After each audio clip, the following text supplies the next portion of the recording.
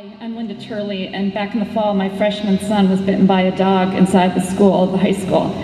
Nobody ever notified me, and I received a report stating the incident didn't happen after Mrs. Stack, who let the dog in, and her daughter, who owned the dog, denied that my son was bit. I brought my concerns to the school board, and I was offered a meeting with Mr. May and Mr. Sayers.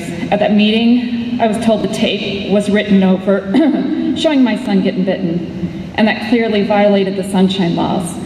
So my experience with the Amherst schools over the past 12 years has been one that the Amherst schools follows the law when they feel like it, regardless of the safety and well-being of students. However, this time you got it right. If you save one student by following this federal mandate, you got it right. My feeling is that we should take all the energy and passion in this room and start saving our kids from the drug epidemic instead of worrying about bathrooms. Thanks. Don Mitchell.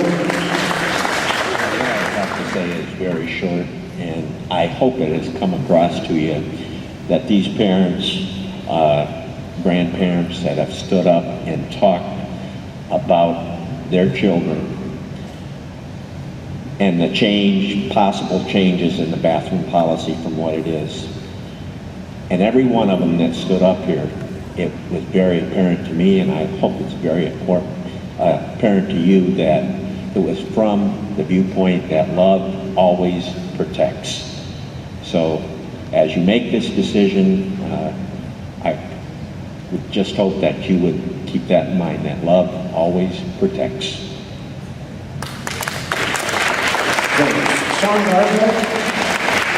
Good evening, everyone. I just want to say in general, we've heard compelling arguments on both sides of this issue. I think really in general, where we're making decisions that affect everyone, there are things that need to be voted on through our democratic process. When we circumvent that process, we're opening a can of worms that could have all sorts of range of consequences. The next administration could come in, and we don't know what mandate's gonna, I say mandate, but what government official is going to pass down what decision they want someone to follow. And without the democratic process in place for individuals to vote on things that is going to affect the mass population, it really becomes a monarchy. This country was founded for the democratic process, so the entire groups could vote and have their opinions heard. So to really take one point of view and not have everyone vote on it and make a decision, to me is not the right course of action. And once again, that becomes a monarchy at that point. So thank you. I appreciate your time. Gary Barco. Craig Coughlin. I don't have any prepared remarks. I was kind of signing in, but I thought I'd come up and make a brief statement. It's clear that there needs to be some sort of policy. What that policy is, I don't know. I suppose that's where you all earn your pay, so to speak. I don't think, however, that not considering, the 99% of those students who don't necessarily fall into this category are in their formative years, their teen years, tough years. You can remember back, I'm sure. I think this is a complication that's being added to their daily lives. Again, I think there needs to be compassion, and something needs to be developed. I don't know what that is. I just don't think that this particular policy and the adoption of this policy, again, not taking into consideration the vast majority, is the way to go. Policies, laws, things are written for the greater good and the majority of the people. So I think that needs to be considered. Very, very small percentage of students we're talking about, every bit as important as any other student, again. But I would just ask that the board consider this, and whether or not to continue the implementation of this policy. Thank you.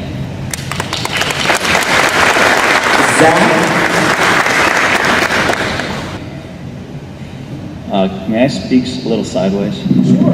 All right. I know it's unorthodox, but I want to be able to see who I'm speaking to. I'm not meaning any disrespect, but I'm speaking to them today. Sorry, photographer. My name is Zachary Rice. And I just want to start out, I hate the fact that I already can tell just by where the room's sitting, there's a separation. between the people who are obviously disagree with the policy and the people who agree with the policy. I myself disagree with the policy for different reasons, and I don't want anybody to shut me out based on that. I work 2 jobs, essentially. I'm a full-time minister at Church of the Open Door, but that's not what I'm going to be speaking today off of. I'm going to be speaking because I'm also the director of an after-school program where at-risk students can come and be in a safe environment.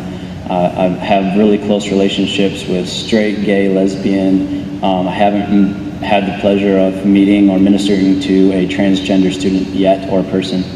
But I am also a father of a 2-year-old daughter who hasn't entered your school system yet, and a son. But I'm speaking, and I'm going to make this statement. I don't want anybody to think that I am categorizing transgenders as, or any gay, lesbian, LGBTQ people as abusers or sexual abusers, but very near and dear to my heart is the issue of sexual assault. My mother was sexually abused by multiple people, and my wife was sexually abused by multiple people. And I know that both sides of this issue, anybody who came here today, either this lady right here who spoke first with her child, who clearly loves her child and wants what's best for her child, and Marcos, who clearly wants what's best for his children. Other side of this issue, you're gonna find, you guys are in the tough spot of making the decision that's gonna be very, very unpopular to somebody. But I'm just pleading with the aspect of safety for my daughter. I work where I work because I love students. I love kids. I want to see them thrive. I want them to feel loved, whether they're gay or straight. I want to love them. I want to be loved. I want them to know whether they have it at home or whether they have it with our after-school community or whether they have it at church, that somebody loves them. So I love you regardless of whatever bathroom you end up in after this is all over. But when it's all said and done, I want to be confident that my daughter can go to school. Even my son can go to school and go to play basketball afterwards and use the bathroom, and a dad dropping off his lunch decides he wants to go into the bathroom after my daughter. He has no business. My family has been, they find a way. No, do I think your son or daughter who's transgendered is gonna be that person? I am not saying that whatsoever. But I am saying that if you do decide that that's where you're going with this issue, every single parent here that has an issue with that needs to be confident that their son or daughter is taken care of. Please do not brush over this. This school, Amherst School, is setting the precedent for this district. You are the first to address this issue, and your decision is going to is going to follow through. So if you find out a way to make every transgender student feel comfortable in our schools without using the bathroom, great. Or if you make every single parent who is not in that category feel incredibly safe with how you've handled the situation for their children, both male and female, please do that. But I want you, please, I urge you, for my daughter, my beautiful daughter, I will do whatever. I'll fight tooth and nail to protect her, because I'm not letting what happened to my wife and my mom happen to her. And otherwise, I won't be in public long to deal with it, because I'll handle it myself. But I love my daughter and I love your kids. Please just see that. So whatever you guys decide, even if it's not what you guys were hoping for, please let them be comfortable with your decision. That's all I have to say. Hi, my name is Julie Coughlin. I'm an Amherst alum, and I moved back to the city of Amherst because I thought it was great. In fact, I know many people in the audience, and I probably voted for every one of you. I moved back after 20 years of being away because Amherst was the best place to live. And those of you that are Amherst alum know what I'm talking about. You want to be here. I still want to be here, and I hope that everybody wants to be here. I am a mother of 2 non-transgender students. I love my children, and I love all of your children and all of your children, because that's who I am, and that's what I was commanded to do by God. Love. My concern is It appears that there's no policy right now for bathroom locker room. But it seems like the policy has been that if you have biological parts in one direction, you use that bathroom. That if you have biological parts in another direction, you use that bathroom. That's what it seems like has been happening. And now we're talking about changing that. So we have different biological parts in different bathrooms. I asked my son, I have a son that goes to high school, he saw the video. The young people today are much more open-minded, perhaps in general, than people when my age or older. And my son said that if a girl who was identifying as a boy goes into the boys' restroom, Mom, that would make me uncomfortable. I'm glad I'm not in your shoes. I've been on a board before. You cannot satisfy everyone. You never will. But please, everybody research and try to make the best decision you can. I don't think flipping the bathroom policy, being on one side and going to another side, is the right answer. I think there is an answer that would accommodate all. Thank you.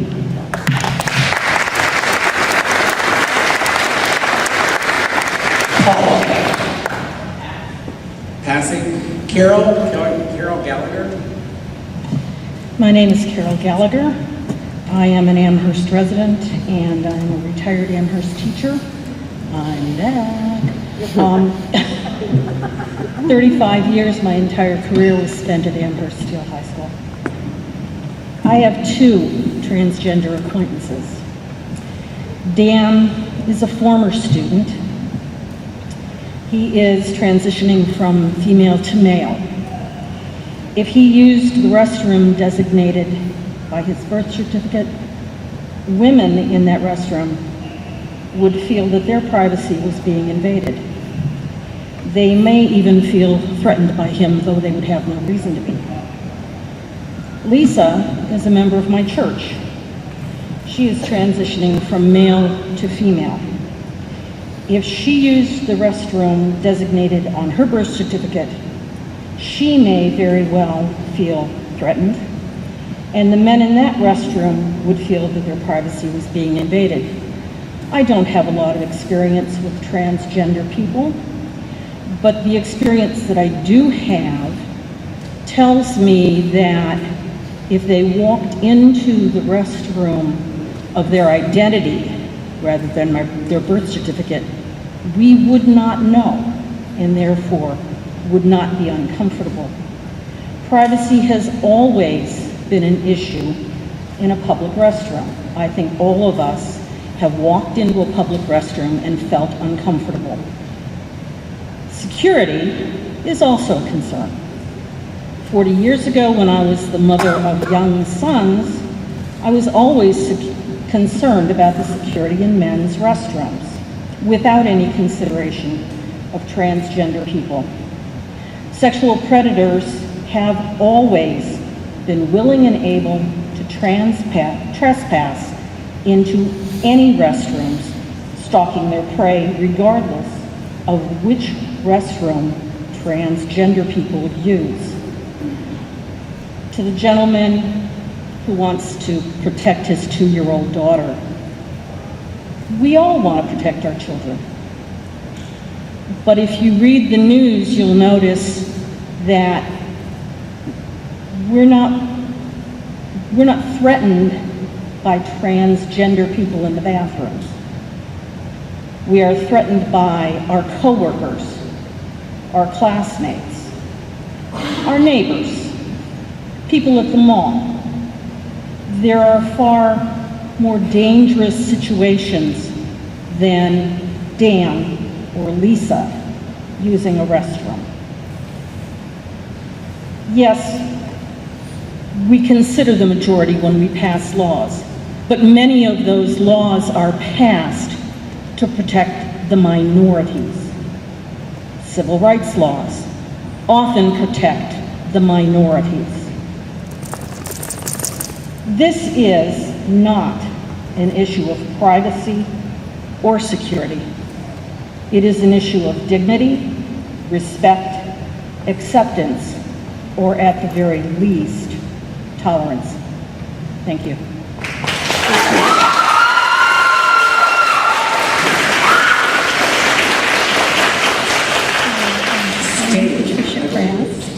I live in Vermilion, Ohio, a transplant from Columbus.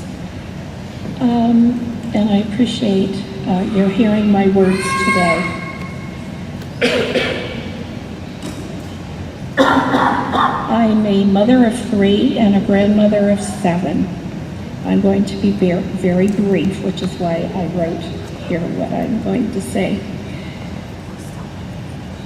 I would ask this board to respect the sacred femininity of our young girls as they approach maturity. As mothers and grandmothers, we need to ensure that the tender femininity of our girls is valued and safeguarded. Please find a policy to ensure privacy for all children. All children. We value all of our children. We love them, and they struggle in this world. They truly do struggle. All of them struggle. But girls need privacy. And these little girls are going to be the mothers of our future citizens someday. And we need to teach them that boards do care and they do listen, and that this can be a win-win for everybody with just a little bit of work. Thank you very much.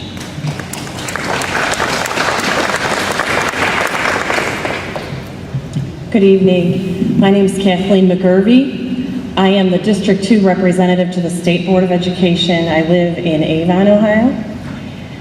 And I appreciate the situation that you find yourselves in. This is a tough situation to come up with a policy that will safeguard everyone. So I appreciate the situation that you're in. I just wanted to restate some things that Mike DeWine said in his letter. And I don't think you should let it be forced. I think that, as others have stated, at a certain point, we need to let the legislative process rule. And, you know, there's been all kinds of complaining, I know, being on the state board, about top-down approach, federal mandates, you know, all these unfunded mandates and so forth, and local control. And this is a situation where I think local control really does apply. Who is better situated to handle an issue than the people that are in the district, that know the students, that understand the population? I just wanted to bring up a few things that are in Alliance Defending Freedom. I'm not sure if you're familiar with that organization, but they're an organization that looks at the law with regard to certain issues that are hot and button. And their fact sheet indicates, and I have not vetted this fact sheet, but I believe that they're a reputable organization that is not going to lie in their fact sheet. So I'm just going to say a couple things and then I'll take off here. There is no requirement in Title IX to allow transgender students in the restrooms and locker rooms of the opposite sex. In fact, Title IX recognizes the safety and privacy concerns with letting students use opposite sex facilities and allows schools to provide separate, this is a quote also from Title IX, separate toilet, locker room, and shower facilities on the basis of sex. And this, you might say, well, these are people claiming a different sex, but you can't say that this violates like a separate but equal type of situation, because this, at least with regard to Title IX, it is already allowed to have separate facilities. Then the next item, it says the U.S. Department of Education says that Title IX requires schools to let transgender students use the restrooms and locker rooms of their choice. But, and this is a quote from Alliance Defending Freedom, the DOE did make this determination in a guidance letter While such guidance letters are non-binding, the DOE is treating its inaccurate interpretation of Title IX as legally binding on schools. They do not, however, have the authority to redefine what Title IX means or to enforce their own unlawful interpretation on schools. And in closing, I just want to say, you know, you could be open to lawsuits from the other side as well. So you're not necessarily protecting yourself by just taking this letter and going with that policy. And, you know, it's irresponsible for a local board to get in front of the law. It could end up costing you money, and it does undermine the health, safety, and privacy of other individuals who do have a right to those items. So thank you for your time, and good luck to you. Thank you. And ma'am, I forget your name, but I would just like you to confirm that the Ohio State Board of Education has tabled this matter at the state level till a further time. Did that action not occur last week? Yes. So what happened is a motion was brought, and as you know, you cannot just bring a motion unless you have emergency consideration. So a notice of intent to propose a motion, a resolution, was presented to the board, and the president of the board, Tom Gunlock, referred the matter to the executive committee of the board, and we will be working with I am on the executive committee, so we will be working with our attorneys and with other folks to make sure that whatever policy that we come up with, you know, to try at least to make it as bulletproof as possible. And could I ask you one more question Yes. on behalf of this board? Is it not a true fact that the majority of the school boards in Ohio do not have a restroom or locker room policy? That is something that I am not aware of. I think that generally speaking, people expect, just as everywhere, I don't know if stadiums have a restroom policy either, but it is not a favorable activity for a man to walk into a ladies' room. At least I don't find it favorable. And I just want to say, I worked with a person who identified as a transgender woman, and I did not know that this person was transgender, but I never did see this individual in the ladies' room, and I don't know if there was a separate accommodation or what the situation was, but I'm not sure how they handled that, but I never noticed that the person was even transgender, so. All right, thank you.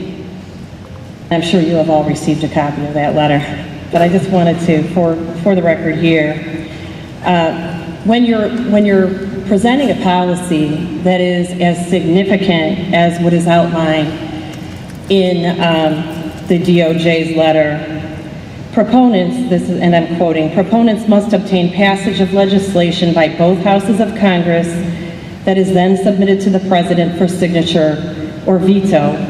Further, the federal government cannot use its spending authority to impose administrative conditions on states, at least absent clear and explicit statutory text. And I could go on, that paragraph is in the letter.